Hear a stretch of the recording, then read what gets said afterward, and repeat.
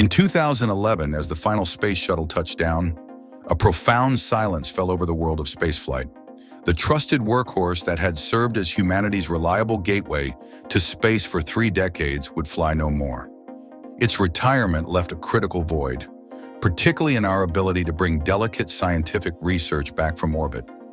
For years, researchers had relied on the space shuttle's unique capability to return sensitive experiments within hours of landing.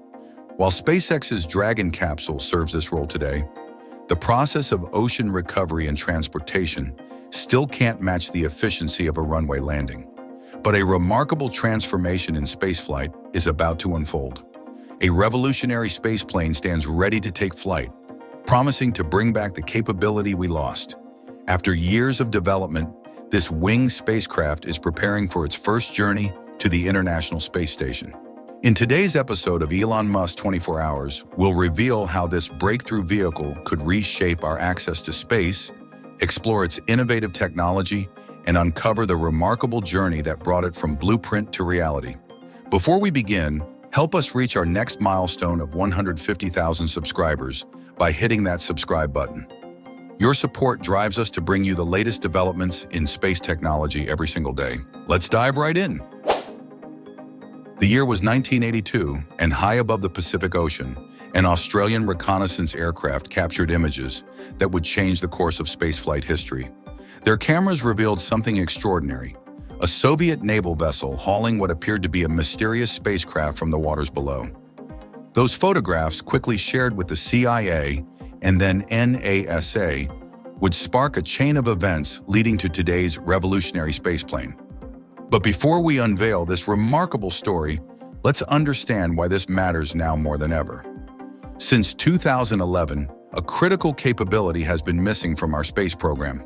When the space shuttle retired, we lost more than just an iconic spacecraft. We lost our ability to return sensitive scientific research from space with the gentleness and speed that only a runway landing can provide.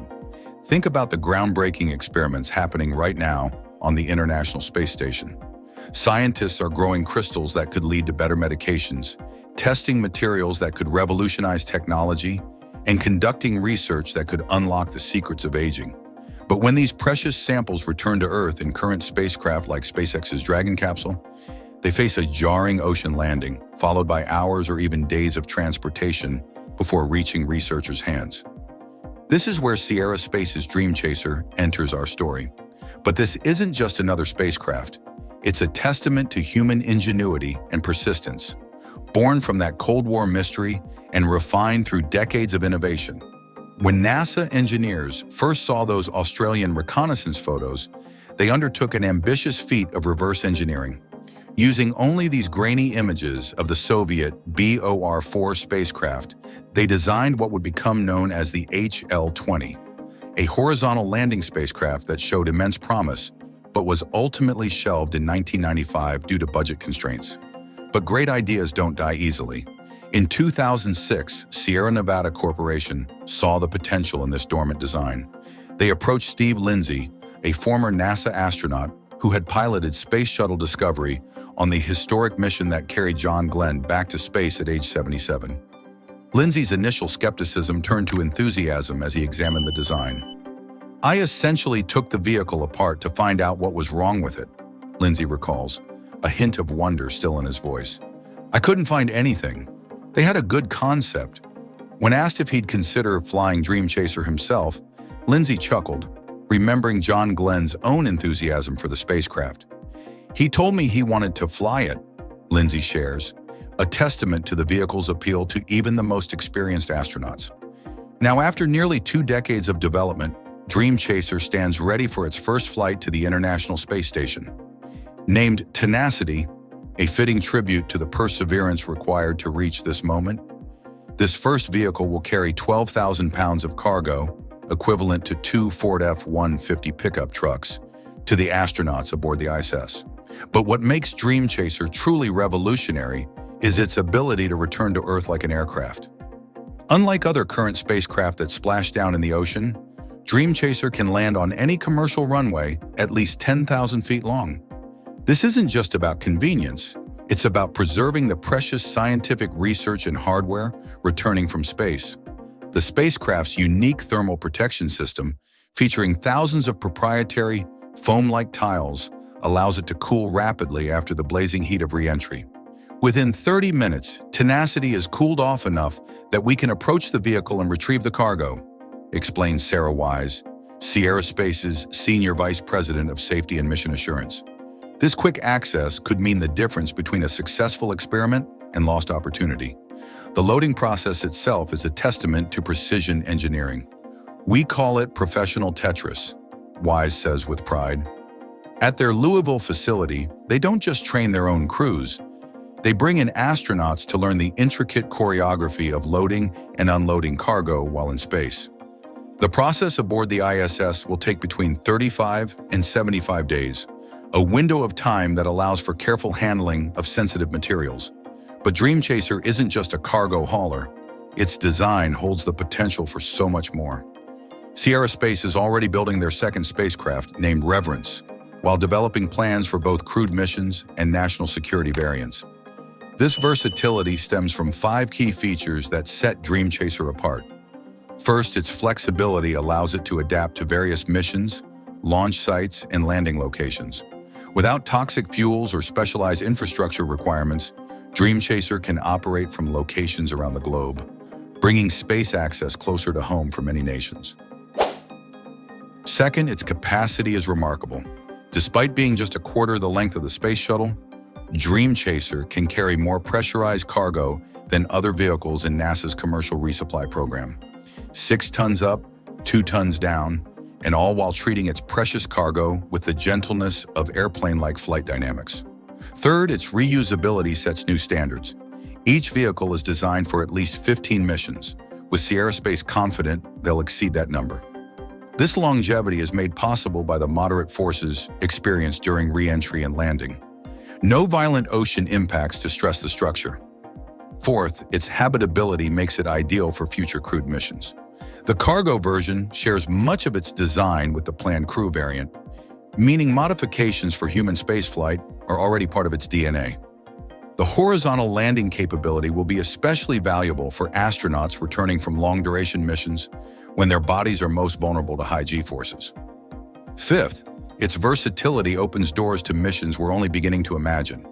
From microgravity experiments to satellite servicing, from Earth observation to possible lunar support missions, Dreamchaser could become the Swiss Army knife of spacecraft. The journey to this point hasn't been without challenges. A 2013 test flight ended with a landing gear failure, leading to some damage but also valuable lessons learned. Recent delays have pushed the first launch to May next year, but Sierra Space's transparency about these challenges has maintained confidence in the project. As Tenacity undergoes its final preparations at NASA's Neil Armstrong Test Facility, the team's attention to detail is unwavering. This meticulous approach might slow things down, but as Steve Lindsay notes, you only get one chance at a first impression in this business. Looking ahead, Sierra Space's vision extends far beyond these initial cargo missions. The company sees Dreamchaser as a cornerstone of a broader space economy where regular flights to and from orbit become as routine as cross-country air travel. They're already expanding their network of potential landing sites, from Kennedy Space Center to Spaceport America, from Japan to the United Kingdom. In a twist of historical irony, those Soviet engineers whose spacecraft sparked this journey have had the chance to see how their work influenced Dreamchaser's development. They were excited that we were taking it to the next level, Lindsay shares, highlighting how international collaboration has replaced Cold War competition. As we approach Dreamchaser's first launch, mounted atop United Launch Alliance's New Vulcan rocket, the spacecraft represents more than just a technological achievement. It embodies the persistence of good ideas, the value of learning from the past, and the power of innovation to bridge the gap between what was and what could be. The coming months will test whether Dreamchaser can deliver on its ambitious promises. Will it usher in a new era of gentle returns from space? Will it make research in orbit more accessible and efficient? Will it pave the way for more humans to experience spaceflight? The answers to these questions lie ahead, but one thing is certain: the dream of a winged spacecraft born in the midst of the Cold War and refined through decades of American innovation, is about to take flight. As Dreamchaser prepares for its historic first flight, it carries more than just cargo. It carries the evolution of decades of aerospace innovation. From those mysterious Cold War photographs to the cutting-edge spacecraft we see today, this journey shows how determination and engineering excellence can transform bold ideas into reality. The spaceplane's ability to land gently on runways isn't just a technical achievement. It's a gateway to new possibilities in space research. Every experiment returned, every payload delivered, and every successful mission will build the foundation for a future where access to space becomes truly routine. Sierra Space's Dreamchaser stands ready to write the next chapter in spaceflight history. Will it revolutionize how we return cargo from orbit? Only time will tell, but one thing's certain, we're witnessing the rebirth of winged spaceflight. If you're as excited as we are about these developments in space technology, make sure to hit that like button and share your thoughts in the comments below. Don't forget to subscribe to Elon Musk 24 Hours for daily updates on the latest innovations shaping our future in space. Together, let's keep tracking humanity's journey to the stars.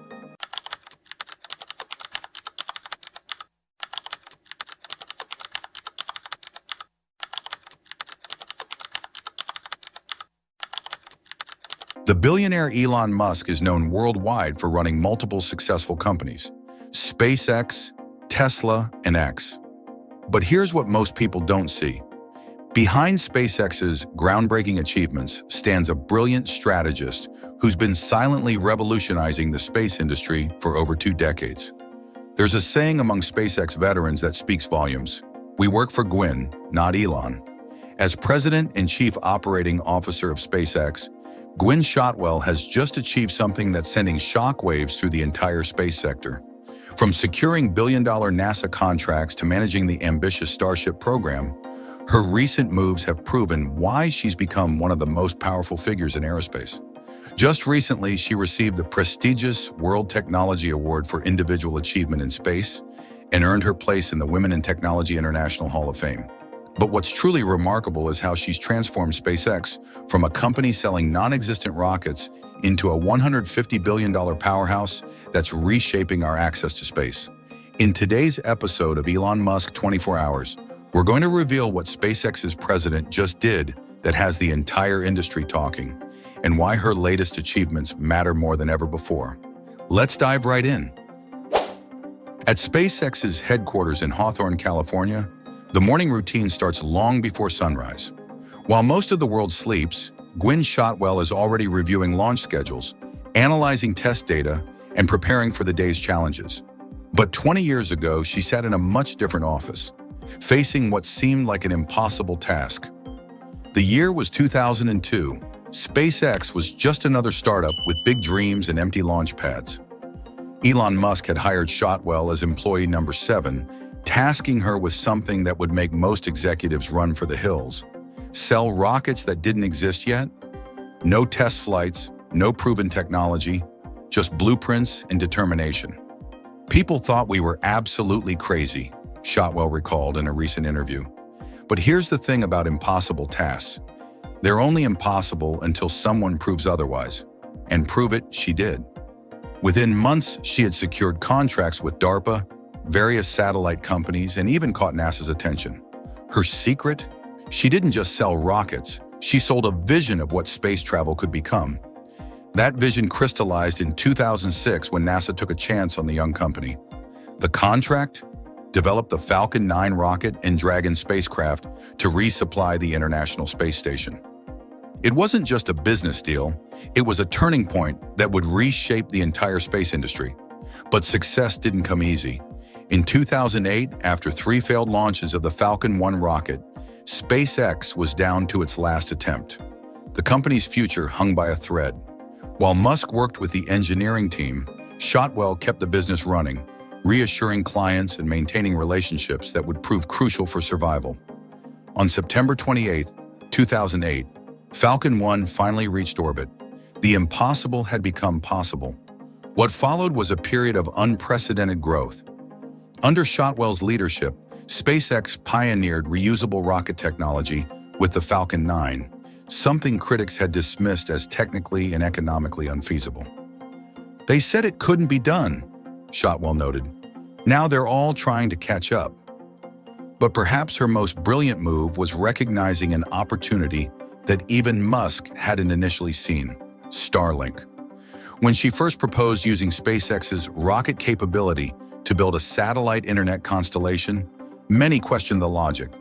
Today, Starlink accounts for over half of all active satellites in orbit and is projected to generate more than $10 billion in revenue next year, surpassing the launch business itself. The transformation has been staggering. From a company that lost nearly $1 billion in 2021